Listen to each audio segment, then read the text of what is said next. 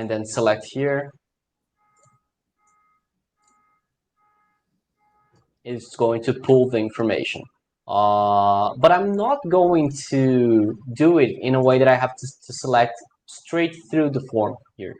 I'm going to do it as we did here through a filter. So if I select up here one of the projects, it's going to filter on the left and it's going to filter here on the right as well.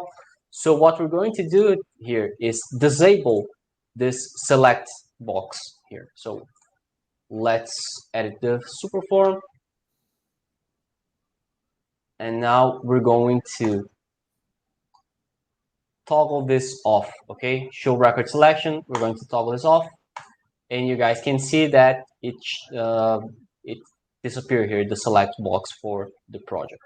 We're going to call this project hub live. And we're going to give it an icon as well.